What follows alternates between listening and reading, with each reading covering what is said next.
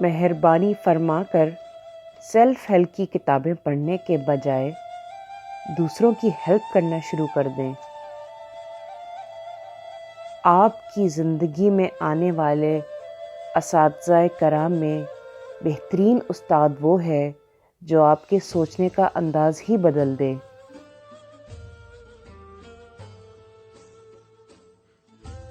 کم علم پر کبھی اپنا زور علم استعمال نہیں کرنا چاہیے۔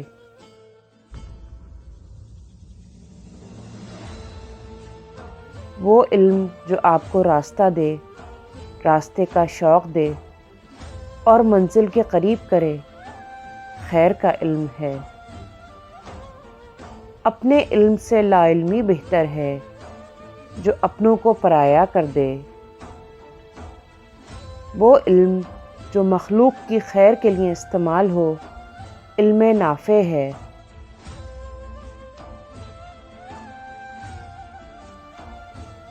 ہماری تعلیم روزی کمانا تو سکھا دیتی ہے، لیکن جینا نہیں سکھاتی۔ انسان سیکھنے پر آئے تو دوسروں کی غلطیوں سے سیکھ لیتا ہے، اور نہ سیکھنا چاہے تو خود ہزار غلطیاں کرنے کے بعد بھی نہیں سیکھتا ہے۔ بیداری کے بعد انسان کو سب سے پہلے یہ بات سمجھ میں آتی ہے کہ ہم پر ہر مصیبت کسی جواز کے بغیر نازل نہیں ہوتی۔ بہت سی کتابیں اور ان کتابوں کا علم کسی کام کا نہیں اگر زندگی میں کوئی ایسا مقصد نہیں جس کے لیے آپ علم اکٹھا کر رہے ہوں۔ مغرور کر دینے والے علم سے لا علمی بہتر ہے۔ میں سب جانتا ہوں، یہ وہ فلسفہ ہے جو طالب علموں کو علم کا طالب بننے سے روکتا ہے۔ سب سے پست درجے کا علم وہ ہے جو آپ کو نہ خالق سے ملائے اور نہ مخلوق کی خدمت پر اکسائے۔ اللہ جب کسی بندے کو حقیر کرنا چاہتا ہے تو اسے علم سے محروم کر دیتا ہے، اور جب بندہ علم والا بن جائے تو اسے اپنا علم بہت ہی حقیر محسوس ہوتا ہے۔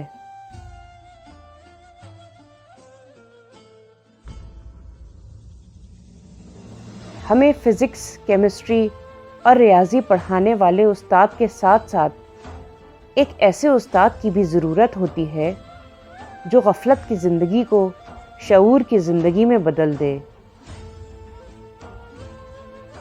زندگی شمع کی صورت ہو خدایا میری، یہ دعا مانگنے کے بعد طالب علم کو جلد ہی پتہ لگ جاتا ہے کہ اس کی صورت گری کے لیے استاد ہی موجود نہیں۔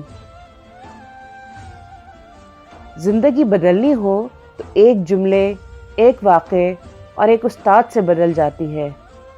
نہ بدلنی ہو تو ہزار کتابیں، کئی واقعات اور دانشور مل کر بھی آپ کا بال بیکا نہیں کر سکتے۔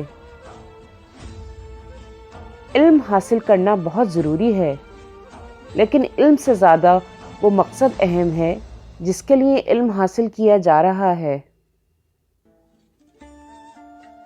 اخلاقی تربیت کے بغیر کوئی انقلاب نہیں لا سکتا۔ کتاب سے انقلاب ممکن ہے، لیکن صرف کتابیں اکٹھی کرنے سے کوئی انقلاب آنے والا نہیں، نہ آپ کی ذات میں اور نہ ہی ملک میں۔